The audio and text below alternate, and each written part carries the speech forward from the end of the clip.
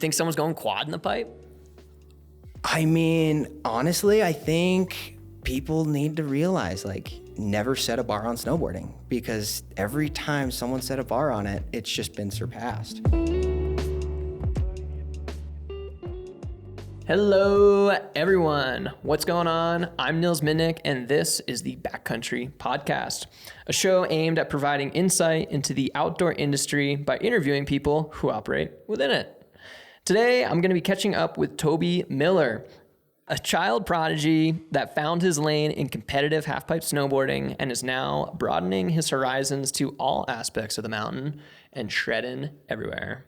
Toby, what's up, dude? What's going on? Thanks for having me. I'm excited. Yeah, thanks for coming in. I'm psyched. This has been a long time coming, and I'm super stoked to catch up. I feel like our paths briefly overlapped when we were younger in a way, and then I feel like I don't remember the last time I even saw you. So it's been too long. Yeah, it's been way too long. Yeah, it's been a while, and especially midwinter, like my schedule, your schedule, finding like a day where we're both in Utah to line it up. Yeah, totally. So what's up with are you based out of Utah? I'm not. I'm actually based in Southern California. Okay. Born and raised, live in Southern California. Travel all winter long, chasing good snow, competitive circuit. But this winter, I've kind of started making Utah a little bit more home base. Sick. Traveling out of here, spending more time here. Yeah. It's been fun. I've fallen in love with it. I know. It's so convenient. I mean, I'm from the East Coast originally, and I've been in Utah 14 years now. And It's a convenient place to call your home base. Mostly because it's so easy to also leave if you need to leave. I know you have the Salt Lake Airport. It's it's right there. It's 30 minutes. And yeah. What sparked the move for you? What was like the deciding factor? Me, it was old song and dance. I needed a school that accommodated my snowboard schedule at the time. So in high school, back in 2009, I moved to Park City from Vermont, and then went to high school in Park City, and then ended up down in Salt Lake, and I then went to college for a while and still snowboarded. Now I'm just snowboarding, and I don't know what I'm doing, and that's what we got going on. You're a professional snowboarder with a really fancy degree, though. Yeah, fancy degree. You got a fancy degree. On paper. Yeah, on paper. I was smart for a brief period of time. I don't know. Once smart, always smart. Don't let them fool you. What about you? Where'd you grow up riding? I grew up riding in Big Bear. So born and raised, learned how to ride at Snow Summit. Nice. Which, I mean, if you don't know where Big Bear is. Oh, yeah. Yeah. Oh, yeah. Little mountain town, just 2 hours north of Southern California. Learned how to ride Snow Summit when I was about 6 years old. Asked Santa Claus for a snowboard. Okay. He delivered. Nice. And then as I started getting the hang of it, started hanging out at Bear Mountain more, which, as you know, it's fun. It's the park so mountain. Fun. Yeah. It's amazing. I feel like I was always so bad at rail riding because coming from the East Coast, I was always riding just halfpipe.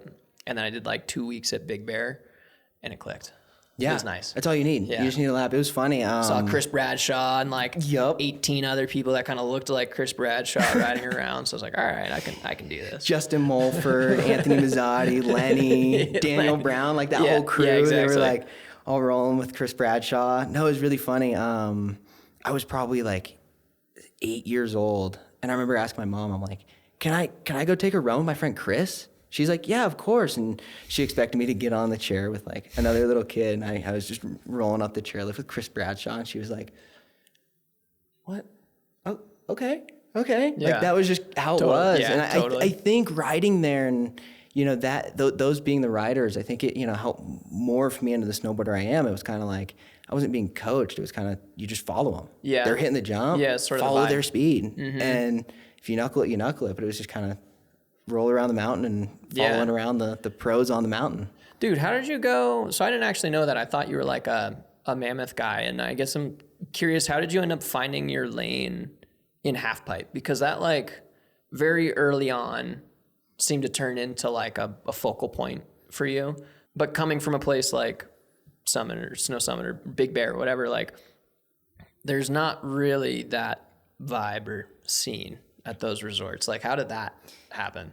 No, there's not that scene there. It is very much jumps, mainly rails. They do have a They call it an 18-foot half pipe. I don't know if it actually is. It's probably 16.5. It's kind of like the Subway foot long. It's actually 11 inches. Yeah, give or take. So, rode that. The first competition I ever actually did was USASA slalom event. Sick. At Snow Summit. Sick. I remember, I think I got like 3rd place, but that kind of was like the first time ever competing. When did you start competing? What age? I was probably about 7 years old. Okay. I remember I went first grade? Is that first grade? That sounds about right. Okay. First grade? Yeah. It was 2007, because I remember I went to USASA Nationals up in North Star in 2007. And it was my first time ever really traveling to go snowboarding. And it really showed me, I was like, oh my gosh, like there are so many talented individuals that are younger than me, same age, older. And I was immediately like, this is it. I love this. Like, traveled and go ride with kids from all around the country. And, I wouldn't say I made the call to focus mainly on half pipe until I was probably about 12 or 13. So it was kind of a old, mature, had time to really think about it. Yeah, 12. Got my first chest hair and decided half pipe was the way. No, it was interesting. So my sister actually, she went to High Cascade, the summer camp up in Mount Hood. Like an attendee? Yeah, she was a camper. And me being a snowboarder, I was like, I want to go snowboard. So I was actually too young to go to High Cascade at the time. So my parents did some research and found out that I could be a day camper at Wendell's. So we went up there in the summer, and it was another just amazing experience to go travel and snowboard. And snowboarding in the summer, it's a kid's dream. Yeah. I believe their slogan was the funnest place on earth at the time. And that was kind of when I started riding a little more half pipe, better half pipe. And then 2008, actually back a step, I met a man by the name of Chris Hargrave, who was working up there as a coach. And he had, I say he has engineer brain, brilliant. And his engineering comes down to like snowboard mechanics. Like, here's how you edge, here's how you do this. And fundies. Yeah, the fundamentals. And I had never really experienced that. It was kind of very much bare mountain, go hit the rails, go follow people off at jumps. Side slip, go straight, hope for the best. Yeah, this is your start point, go. Yeah. And it was like, that's what I knew. So I was like, wait, fundamentals? Like, okay. So that next winter, we moved up to Lake Tahoe to spend the winter up there, to go get better access to better parks and half pipes and work with Chris Hargrave. And that's when I really learned how to ride half pipe. Like, I'd say before it was like I was just riding half pipe for fun. That's when it was like, oh, I'm actually learning the fundamentals of what it means to ride a half pipe. Like, this is really cool.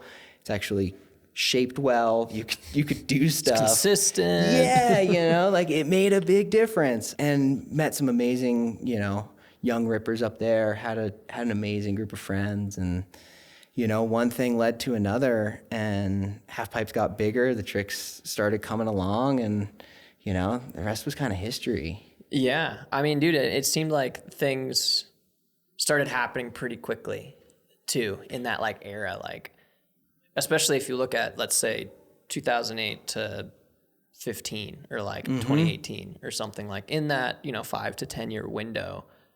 You're a lot of things shifted all of a sudden. When do those first initial sponsors and contests, when did all that kind of start to take off? Yeah, I mean, everything was very much focused around USASA at that age, 10, 11, 12.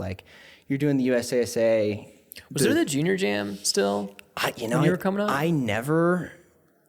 I'm ashamed to say I never competed in the U.S. Open Junior Jam. Only the European Open. I did the European Open Junior Jam in 2013. Yeah, but I never did the U.S. Open. Not to derail you, but I think they brought it back briefly. But yeah, up until for my generation and the generation before us, that was the you were just gunning all year for that was your moment. Because you won it. I got third one. Third, okay, a podium at the Junior Jam. I mean, come on, it's amazing. I mean, it was Ben Watts, I think, won it that year, and then my final year doing it, I fell on my run, and I was had a run that I think was maybe in the mix, but Scotty James won. For anyone listening, he's gone on to maybe become one of the greatest half pipe riders of all time. So I don't feel too bad. But I didn't land. He still gets in there and wins. So it is what it is. Yeah. Okay, so you're like 13. We're doing USASAs. Are you like? So I was doing both. I was doing halfpipe and slopestyle at nationals. Won them both in 2011. And then I believe it was 2012. I'm trying to remember correctly. I think 2012, I ended up falling. And it was such a disappointment. It was like, that was the one event. You know, you're competing all year to get ready for USASA Nationals. And I ended up falling and didn't do well. And then 2013 rolled around, and I was like, I made it my life's mission to go win this event. Like, it was really fun. Ended up winning it with like a run that was competitive in Rev Tours. Okay. The next step up. So it goes like USASA Nationals, of course, and then Rev Tours are kind of that next step up, and it's kind of like the feeder contest circuit into like the Grand Prix and Dew Tours, and all that stuff. You know, the pro circuit. So that following year after winning nationals, I started competing in Rev Tours and starting to compete against, you know, older competitors. And that was when it was like, okay, it's on. Like, I got to learn new tricks. I got to push myself. And it was around 2013 when I made the call to focus on competing in halfpipe. I loved slopestyle, but it was like a lot of opportunities were starting to come in halfpipe.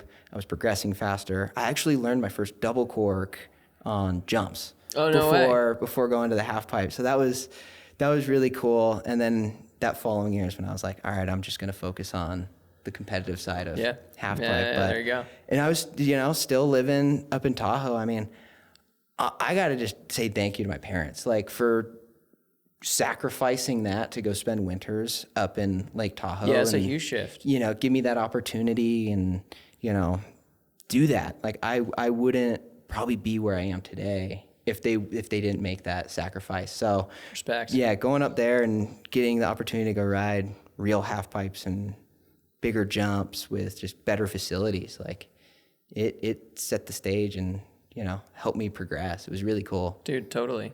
And that's, I mean, so you're kind of, how to like jumping in with sort of that like first round of like more aggressive competitors go then at the Rev Tour? I'm trying to remember. Seems like a lifetime ago. I remember it was around 2014, 15 when I started getting like, you know, a third place here and a second place there. And that's when, you know, double cork started becoming a thing. And I'd say I got on the double cork train pretty early. I struggled with them in the half pipe at first. Frontside double cork 1080. It was a battle. It was, I broke my wrist on it. I was working with Bud Keen. It was just like intense. This was the trick. And I loved it. I absolutely loved it.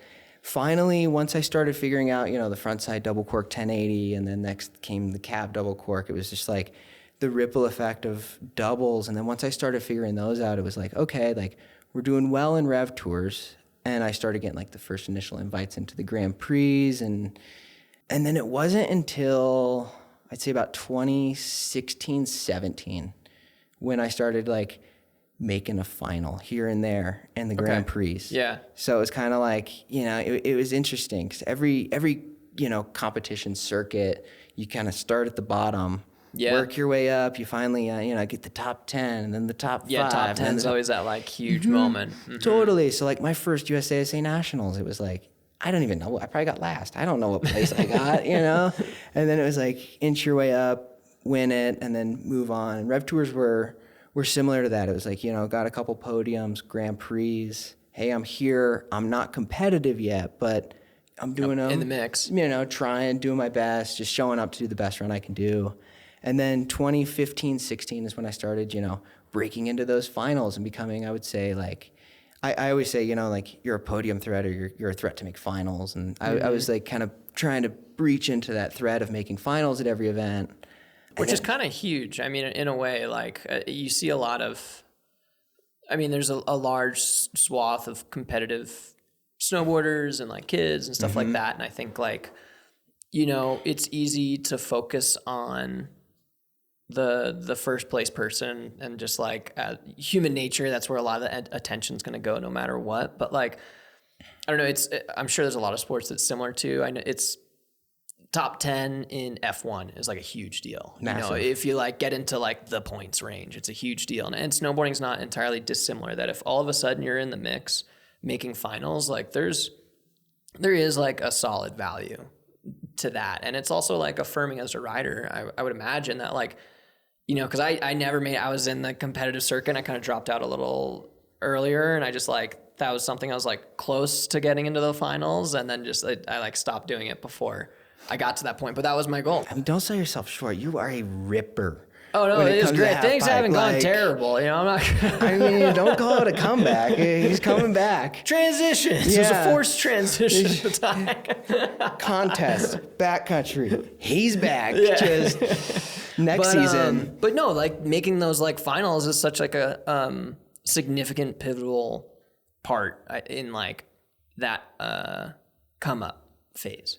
Yeah, and a big thing for me that I learned pretty early on just from coming up is like, I always say it's like lily pads, you know, like one after another. Like if you focus on, I want to win X Games, it's like, well, there's so much in between that. It's like you gotta make the finals. What's the first step? Yeah, you gotta take the right steps to get there. And like a big part of that for me was like, I want to just do the best run I can possibly do. Like I want to land my run. Hopefully I do a little better than I did the event before.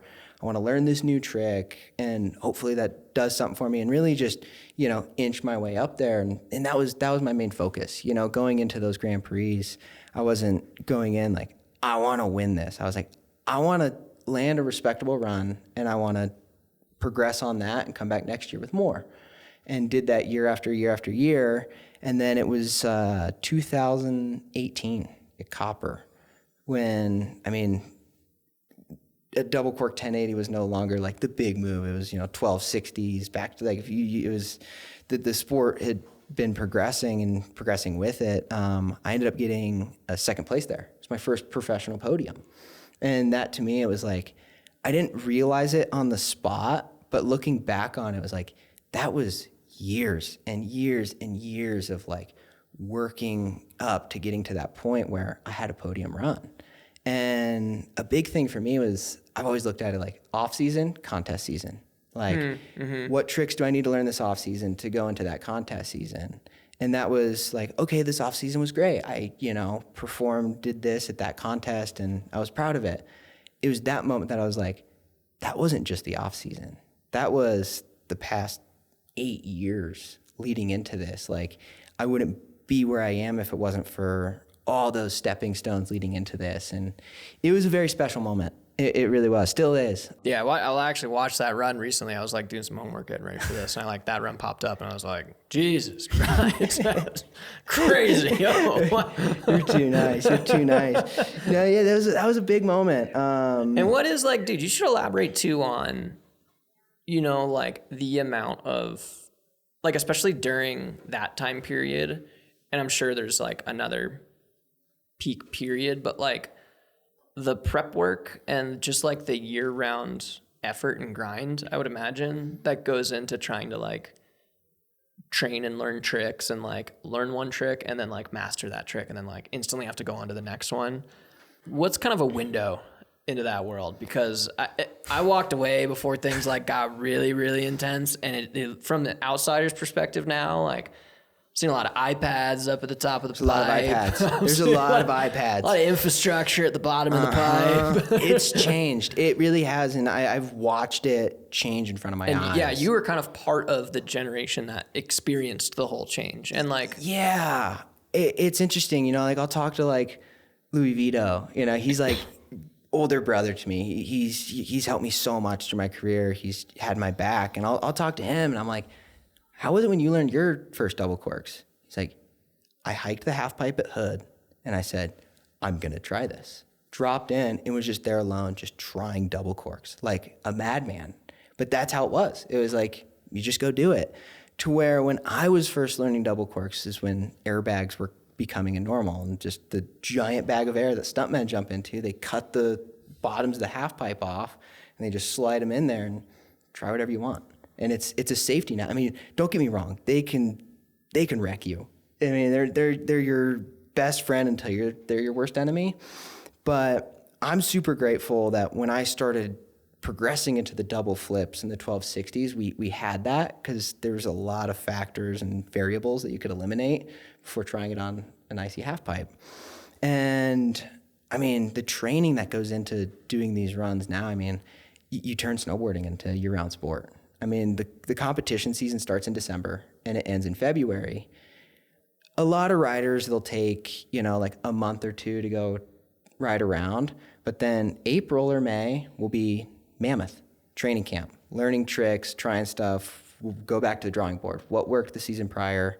What can we change? What tricks do we need? What are the guys that are winning? What are they doing? Can we do that? How are we going to get there? Mammoth goes by, you'll kind of start that prep of like learning the tricks into the airbags. If you're lucky, you'll learn 1 or 2 on snow there. And then you go to Hood for a month. And you're up there, same deal.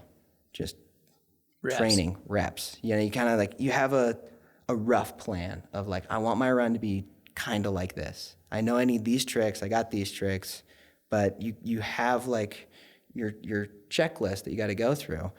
Hood, it's soft, it's slushy, definitely a nice place to maybe crack the seal on trying that new double cork. And then from there, that's when you hope all that training and all those first attempts that are really scary were done in Mammoth and Mount Hood because it's soft. Because we go down to SoCal, Switzerland, where the half pipe is perfect, but it's no longer soft and slushy. It's fast. It's very fast. It's really fast. Jeremy Carpenter is a magician. He's an artist. He cuts an amazing half pipe down there. So you can trust it, but the rider's right wall, my front side wall, never gets sun. By the time it does get sun, the mountain's closed. So that wall's just a sheet of ice. Everyone always says, like, how is the half pipe? It looks so fun and soft. And I'm like, it can be. It's really quick. But when it's not soft, it's equivalent to riding on concrete. Yeah. So, you do all that prep work for the month in Mammoth and then the month in Mount Hood. And then you go down to SoCal and you're learning new tricks and you're just starting to put in reps. And that's when, hopefully you're putting those tricks into runs. And, I'm guilty as charged. I'll go down to SoCal and be like, I still need to figure out this trick. And this is not the most ideal situation, but we're going to do it. And a lot of people do it. It's one of the best training camps that we get to go to. I mean, I always say slush and half pipe it's a double-edged sword. Yeah. Yes, it's soft, but it's a lot harder to hold an edge and it's not as consistent. So like there's a lot more variables. Like a variable window too. There'll be like a 1 hour window where you're like, it's good. And then like the next hour there's a foot of loose snow in the in run and you just like can't handle it. Entirely. So there's a big bump, there's so many things going on to where down there, a lot of times it's just, are you brave enough to try this new trick you've been working on to try it on an icy wall? So, it's that double-edged sword. And then there's another camp after that down in Kitzsteinhorn that you could go do 2 weeks at prior to leading into Copper. And that usually takes place start of November all the way through the end. And then we're in Copper first week of December, starting it all over again. So there are breaks. I mean, New Zealand hasn't been on the schedule for a while, but I'm hearing rumors that we might be going back down there. So like that's one that takes place before SoCal. So it's a grind. It's fun. I mean, it's the constant drive to just keep progressing. And, you're with the same people constantly and, the national teams. Yeah, I was going to say that's probably you're in the mix with, like, that's all the U.S. team guys. Yep. So the U.S. team, I mean, you have Team Japan, Team China, the Swiss team, like everyone's there. And it's really cool. I mean, you get really, really close to these other riders. Like, yeah, they're your competitors, but like I consider almost all of them like some of my closest friends. Like we're traveling the world together and competing with each other, training together. And at the end of the day, I mean, snowboarding's in such a cool state where we're all feeding off of each other. I mean, watching the Japanese snowboard team it's a thing of beauty. Like the way that they train, they go up there and they have a plan. And they're grinding into the airbag. Airbags play such a big role for all of us. I'm a big advocate for the airbag. I love the airbag. But you'll watch them just like let's use Ayumu for an example. I watched him do probably 1,000 triple corks into the airbag, just day after day after day, camp after camp. And then finally, like one day, like everyone's like, we're training, we're doing it, we're riding. And then like the half pipe just gets wide open. No one's dropping in. I look over. Ayumu's just pointing it down the deck. Massive triple cork. And everyone was just like, it changed the sport of snowboarding. Yeah. First triple cork landed in a half pipe. It was like mind blowing. I want to say it was the next day, a couple days later, I could have the timing on this wrong. Yuto and Ruka, triples. No way. Same camp, like no big deal. Boom. Yeah. Raibu trying triples. It was like one person set the tone, and then it was just the ripple effect. I mean, dude, that was like kind of with even go back to doubles. And I remember looking at double corks and half pipe, and that's kind of like Shaun set that bar for everyone. That he was like the first dude that not only learned like a double, but he learned two and was just like doing them back to back. And then that like for the foreseeable 10 years, it was about 10 years, I think, like changed the sport, you know, and like. Yeah, it was the Friends crew. It was Yuri Podlachikov, Louis Vito, and Shaun. Yeah, like Shaun, they were totally. They were pushing that envelope, and everyone's always said like, "Oh, that's the bar. That's it. Like, it doesn't go any further." Yeah, and it's really cool. You think someone's going quad in the pipe? I mean, honestly, I think people need to realize like, never set a bar on snowboarding, because every time someone set a bar on it, it's just been surpassed. Or maybe they need to set bars. Maybe people need to be like, oh, it's not going to happen. And then it will. Because the aerialist maybe rolls in that direction, right? Like they put a cap on how many flips you can do. I've heard they do. I heard you can't go past 4. Maybe. Well, hearsay. I don't know. We're just making stuff up. We're just what do we know? Take it from me. What do we know? But no, it's cool. Like, you know, looking back, and I mean, I remember I was just a young kid, you know, watching that. That was leading into the Vancouver Olympics, 2010, when like double corks were, you know, becoming the thing. Yep. And it was like, this is amazing. I remember seeing it in person. And the cool thing there was half pipes were transitioning from 18 foot to 22 foot. So not only were they learning and progressing the sport, they were also adapting to a whole new half pipe. So like that whole movement was kind of mind blowing. But it's really cool to see it still happening in that sense, where it's like one person does something, then the next, and then it ripples into that, and that becomes the new normal.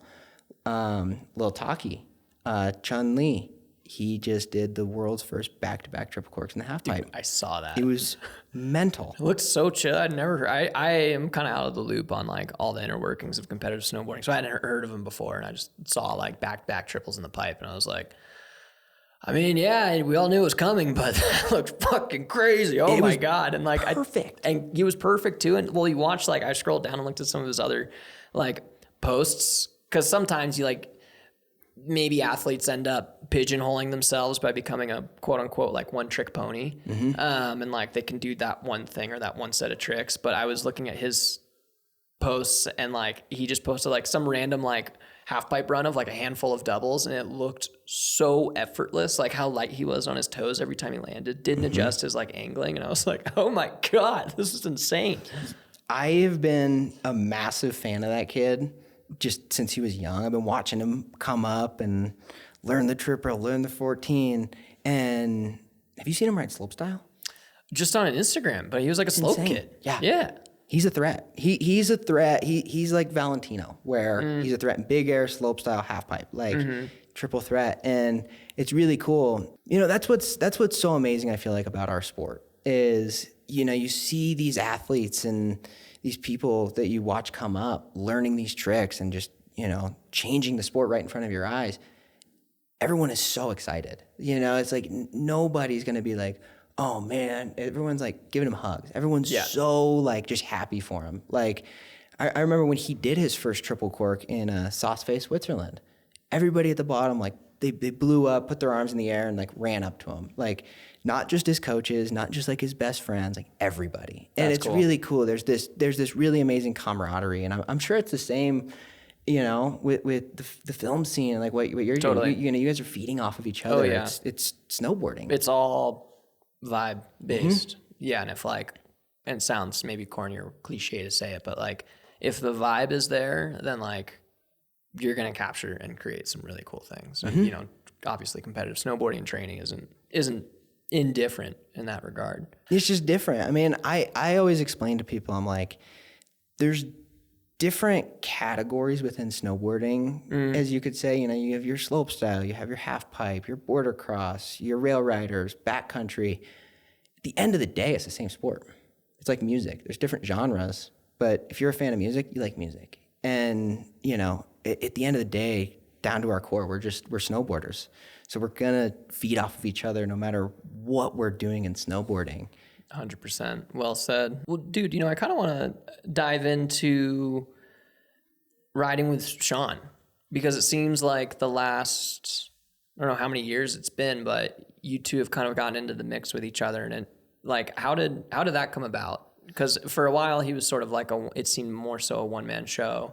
And then how did it come about that you were maybe working with him, training with him, and like going through the mix with that guy? It comes back to, when I was 13, how I said a lot of opportunities were kind of pulling me in the competitive halfpipe side. I was working with Bud Keene, and at the time, Shaun was getting coached by him. And I was a local kid at North Star. That's where I rode. And Shaun built a halfpipe out there and started training, and that's where he was training for the Sochi Olympics.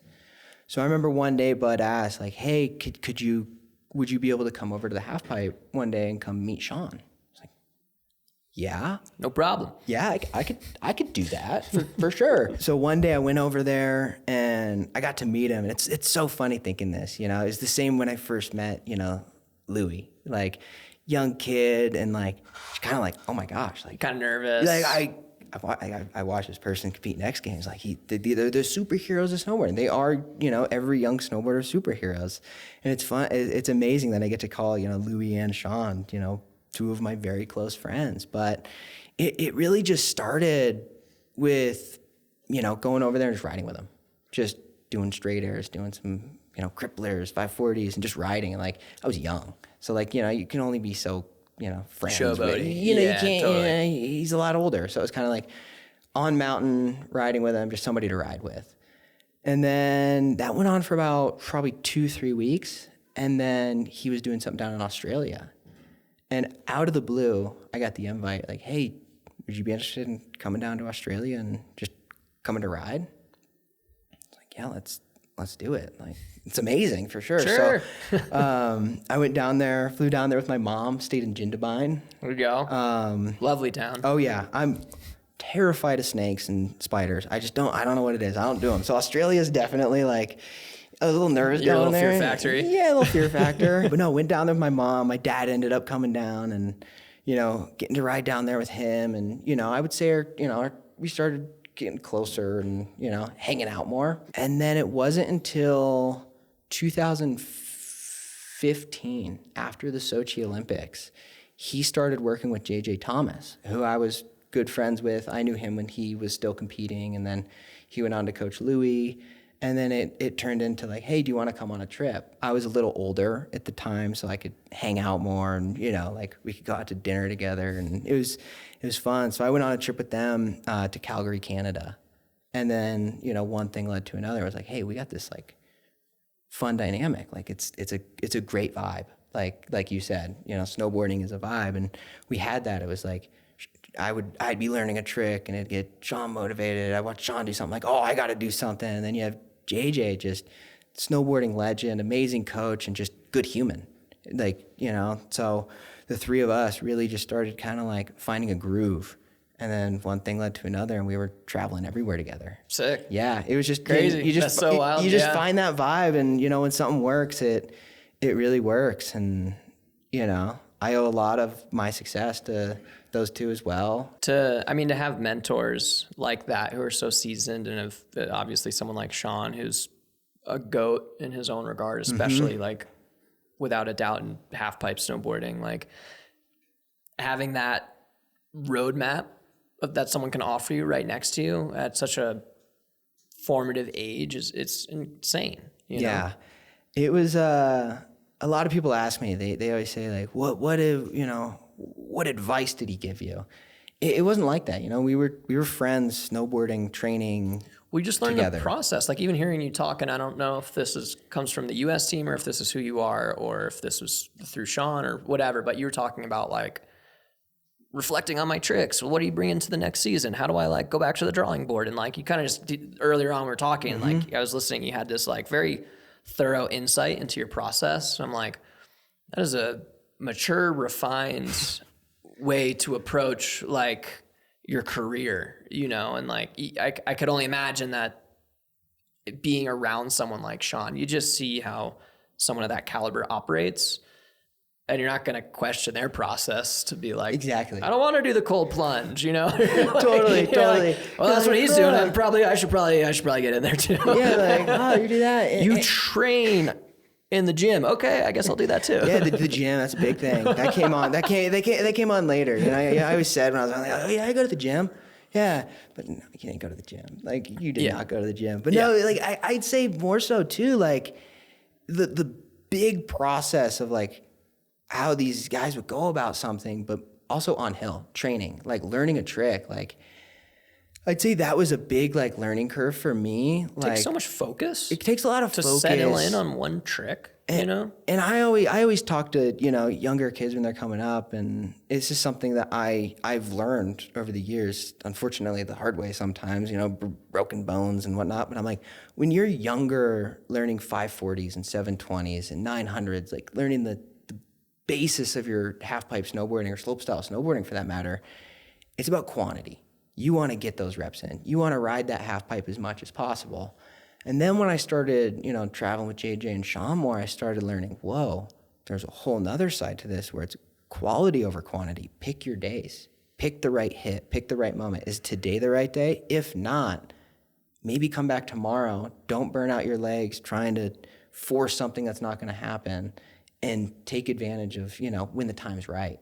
So that was definitely a big learning curve for me. Totally. was adapting from like repetition, just snowboarding to snowboard to taking advantage of the right moment to strike. Well, I mean, dude, it's not entirely dissimilar than, I don't know how familiar, like if you nerd out on training and athletic ability and all that stuff, but like, and kind of just in the general fitness world, there's like a very big push for people to kind of build out their zone 2 cardio. And it's like that considered your like baseline fitness. And you could almost see early snowboarding days as just getting that like volume of reps in.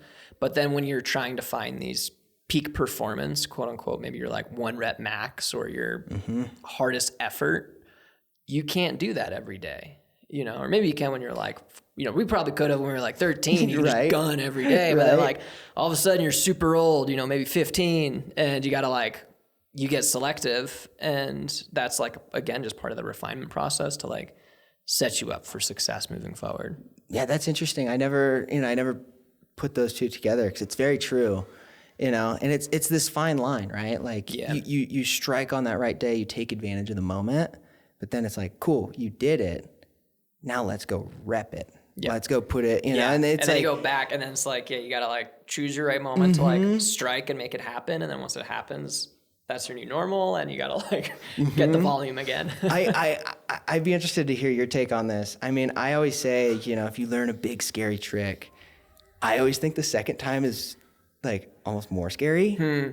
How do you feel like, you're hitting Chad's Gap, your first one, you hype yourself up, you send it, you do it, you get a sigh of relief, but then how do you feel about that next hit? Do you feel better about it, or is it a whole different level? The backcountry jumps I think it's different because there's so much like Chad's Gap, for example, I did a front 3, the first hit, and was like, holy shit, that was crazy. Okay. And then I'm like, fuck, now I have to like actually try the trick that I wanted to try. And then I get into the amount of times you can try that trick, like the switchback 7 or something. It's like, you only have such a finite window. And if it becomes a mental battle to me if I don't land a trick I want within 3 tries. Like if I fall first try, okay, whatever. Second try, like, all right. If I fall a third time, then I'm like, do I switch it up? I don't know. Like, how many hits are there left? And it's like, it's tough. You start getting in your own head. You get in your own head, and it's like, just because it's so finite. And again, you try to look at the big picture, like, well, what's the weather doing? Will the landing like fill in? Are we going to stay around for another week? Things like that. But I like don't learn tricks as much as I would like to. And I'll try to learn some form of a new trick. I'll try to learn like 1 new trick a year. And it's like obscure, weird things sometimes. But like last year, I wanted to have a fully built out plan to learn. I wanted to learn like a cab double 10, but with like a chicken wing essentially. So like pulling it forward. It'd I be like the that. front hand. I don't know if you've seen like Jake Blauvelt and like I think Ben Ferguson do them, and I'll do them cab that you like with your front hand. You like grab around. It's like this kind of like super like committing spin. So I want to do that, but in a cab 10. And I was like, oh, hopefully I can like get my reps in at Woodward. I could start doing cab 10s again. And I'll like start with a grab, then I'll start tweaking the grab. And it just, all of a sudden, like the weather window didn't line up and we were at a jump that was perfect for trying it, a backcountry jump. I was with Sage and I was just like, let's just get into it. And just like first hit, started trying it. And it was like 8 goes.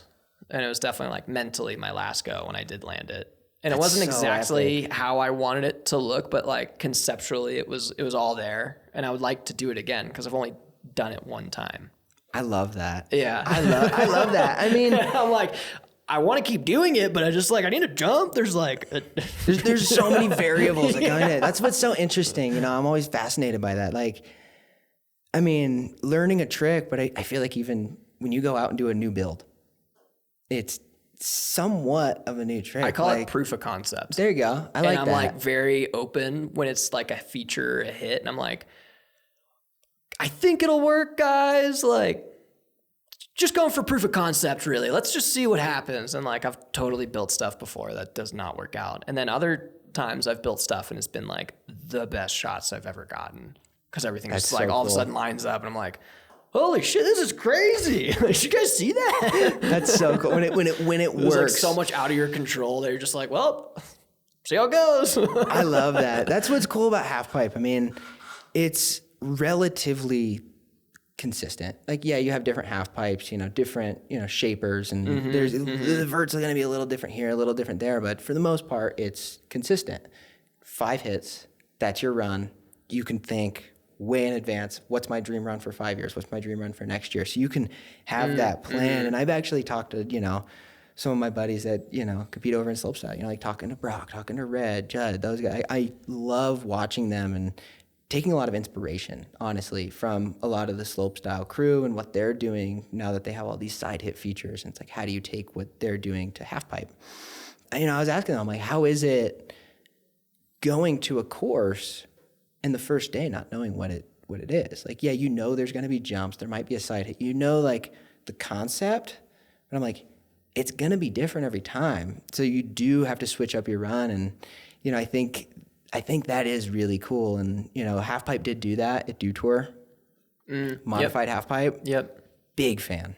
Huge fan of it. Cool. It takes everything we love about Halfpipe, your 3 hits of do your biggest line in the Halfpipe, but then sometimes jumps, hips, creative features. So it's, you know, it really opens up a whole new door of creativity and honestly trick progression. And if you've been watching Halfpipe at all, like, there is an opening and it is heading in a direction of, yes, the triple corks, but it's also heading in a sick unique Scotty James switch McTwist pullback. Like, dude, yeah. It's a whole new form of progression. So that, you know, like, I think people look at progression linear. It's not. There's so many different ways. New grabs. Is this rotation ever been done? This new style of spinning. And, you know, I think there's so much potential for all competitive snowboarding to just continue to progress in so many different areas. And I'm excited to see what it looks like in 10 years. Because every 4 years, it's a new sport. Totally. That's what I always say. Yeah. Dude, well, you know, before we were chatting as well, you're kind of mentioning road biking and you seem to kind of light up when I was talking about like training and fitness and stuff like that. Like, what's up with your kind of more recently, like what are your off seasons looking like? Like, have you sort of attached on to some kind of sport like all of us other snowboarders we seem to all find like one thing that's like partially just as masochistic as snowboarding. Yep. Like totally. Everyone has that one thing. Biking and skating, climbing. Yep. I was a big skateboarder growing up. I would skateboard just as much as I snowboarded. I don't skateboard as much anymore. I kept getting hurt, and that's not really good when you're a snowboarder. Same. Yeah. You know how it is. Broke my foot, and I was like, I'm good. Your season's just ruined. You were skating a mini ramp. Like, you're just like, what was I doing? But no, skateboarding, you know, I'll have fun doing that. But I've really fallen in love with road biking over the last 3 years. Did you ever have a knee injury? Luckily, Cool. knock on wood. That's kind of the gateway. I know. So I was just curious. I think a big part of it. I moved down near the Red Bull facility. I worked with them for about 9 years. So I was, working with the trainers there. I was spending in the off season or when I was doing, rehab on an injury, I was spending 4 to 5 hours in the gym 5 days a week. I loved it. I actually fell in love with working out in the gym. It just naturally happened. But we're snowboarders. We love being outside. So like being locked in a gym 5 days a week, I was like, I want to get outside and like go be active. So I bought a road bike and started going. I was like, whoa, this is awesome. I get to climb hills and go down them really fast. Like, yeah, this is great. Like, I'm going to do more of this. So like in the summertime, it's like, if I got 3 hours, I'm going. And I'll start a route and it's like, all right, I got 2 hours and I'll do like the loop I meant to do. And I'm like, I got another hour and I'll just go explore, like just find new roads, try to find roads with no cars, ideally. That helps. Yeah. So road biking has definitely become a big part of my life. I love it. And it's great for snowboarding, cardio, legs. Dude, totally. A little bit of core, not a ton, but just a little. But I've noticed a lot of it in endurance. Like, oh, I bet. Being able just to hike. Like, I love to hike the half pipe versus take like a 15-minute chair ride, which is, I think there's something you said about that too. It kind of like keeps you in it mentally. Exactly. You get it. It's, being able to keep your eye on the hit that you're training on. You're just like, do like a setup trick, hop out, hike up, maybe do the double 10, hike up, and you can still see that hit and nothing's changed, like almost keep your eye on it. Yeah. And you can just keep going. And I've just noticed from road biking, my endurance to just do more and more and more reps and not get tired is, it's cool to see it actually work. Cause you're a big trail runner, rock climber. You're a madman. Let's be honest here. I like playing outside year round. Yes. Yeah. It's mostly climbing. Okay. It's been my thing. And I found climbing kind of at an interesting point where I was like in this transition phase out of competitive snowboarding and into like backcountry snowboarding. And I like found something that was just like, it's no bullshit. There's not really any expectations, but I got a lot of the same feelings out of it that I did from snowboarding. And I was like, cool, this is mine. Like I can do whatever I want with this. And where I lived, there was like awesome access to go climbing. And yeah, same deal. Like having something in the off season honestly, I don't know. It's maybe a double-edged sword. I'm not sure if it's hurt my snowboarding because I'm like, mentally, I'm like excited about it too. It's like these two things, but one I'm like okay at, and the other it's what I do. It's fair. It's fair. But, it's good to take your mind off of it. Yeah, yeah, exactly.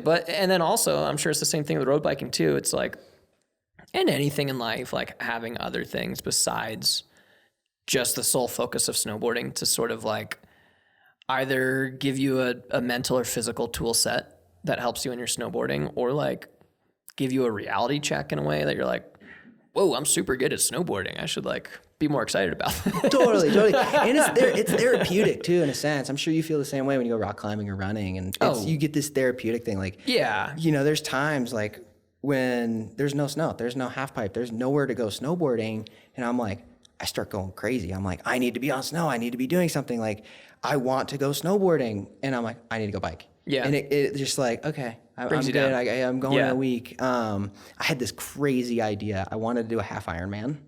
Dude, do it. I don't really run, but I want to do it off the couch. I wanted just a cold turkey off the couch, half Ironman.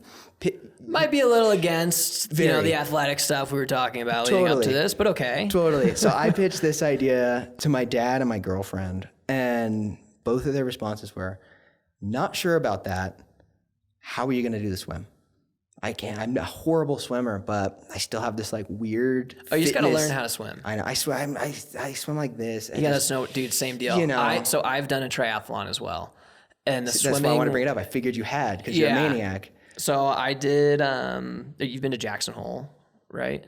I wish. Never. It's on the list. Hopefully this year. You're probably familiar. You're familiar with the place. And then there's like the Grand Teton. Mm-hmm. So there's sort of this like underground, all the parts are there for a triathlon, quote unquote, but there's not actually an event. You don't sign up for it. But what you can do is this thing called the picnic. And you bike from downtown Jackson to a lake at the base of the Grand. swim across the lake, you hike up and down the Grand Teton, and then you swim back across the lake and you bike back into town. It's this like big day adventure, and there's always like moving components to it of playing in the mountains. But yeah, I am a terrible swimmer, I guess is where I'm going with that, because I swam a bunch in the pool leading up to it, and I never got any better, but all I had to do, this is all you need to do, is just get into a pool and be like, how do I not drown? That's the biggest thing. How do I get in the water for like an hour? It's just survival. And just like be comfortable floating around, essentially, is what it looks like. But even though I'm actually swimming, and not be sketchy at it. And it comes so quickly, like learning how to float on your back, like that comes quickly. And then all of a sudden you're like, oh, I can just do like side stroke, breaststroke, freestyle. And like you switch it up. And all of a sudden, you're just you got the hang of it. You like the moves. You got the moves down. 4 strokes. One YouTube video gets you pretty far. I'll put it that way. The YouTube swim coach. I went as far as looking into like the rules of like, can I wear a life jacket? And probably not. No, you can't. But they start out with a swim, so you're fresh. I don't know. I've had some friends. Want to do it? Yeah. Half Ironman.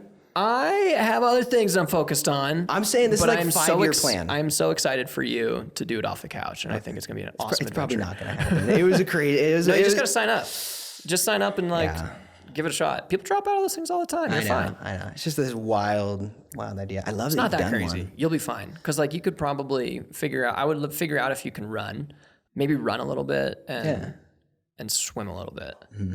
Yeah, the swimming. Just like check it out. The swimming and the running, I need to work on. The biking, I feel pretty comfortable with, but you should totally do it. Just sign up for one, and then all of a sudden you'll be like, "Oh God!" I know, right? It'll humble me so fast. And people do them off the couch too. That's not a completely unrealistic thing. I think it's strong young pup like yourself. You'll be fine. It's a bold move. It's a bold move. Got to find that opening. Oh man. Well, dude, we're kind of, we've covered a lot of grounds. We've talked about snowboarding. We've talked about how to train properly, maybe how to train improperly, but still hope for the best. Don't do off the couch triathlons. We do not recommend it. I kind of just wanted to like maybe open the floor to see like what you got going on the future. What's like your current outlook and perspective for shredding looking like, and yeah, what's going on?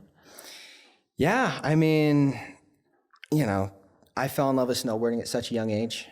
I've never lost that passion for it. And I think this season, I found a whole new love for it. We've been doing a lot of trips to various resorts and just going and snowboarding and focused on, capturing content and showing a whole new area of my snowboarding outside of competition. And, it kind of happened last season. I fell in practice at the Locks Open, got a concussion, not something you want to do. Don't recommend it, but I wasn't cleared to compete.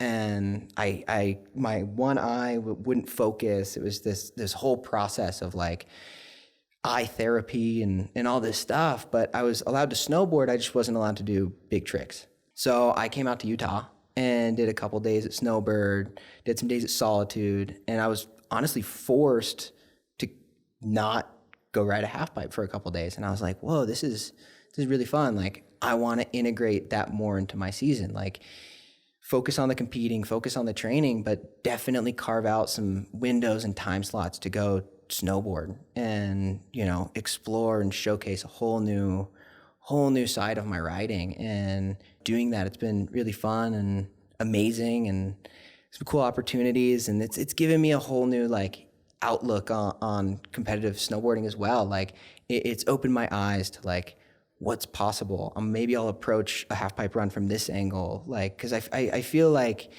going and snowboarding, whether it's Snowbird or the backcountry or whatever it is, you're gonna learn new skills. You're gonna learn new tricks and techniques, and what can you take that you've learned outside the half pipe into it. And I think a lot of people do it very well from, slopestyle to the backcountry and vice versa. And I think, being able to do that and hopefully bring a whole new look and inspiration to my half pipe riding, I'm really excited and I just want to snowboard. Dude, that's awesome to hear. Yeah, I think having that like step back, get your like biodiversity can go a really long way. I mean, on a much longer timeline, that's something that I kind of experienced. I didn't compete for almost 10 years between not competing in half pipe, and then I started doing big mountain like contest, the Freeride World Tour. Mm-hmm.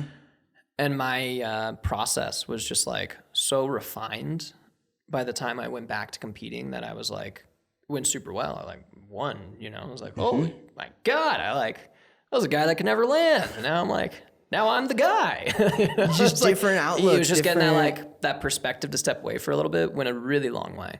Yeah. I mean, that's a huge thing is like, you know, I'm still very much in the contest, focused on the training, focused on all of it.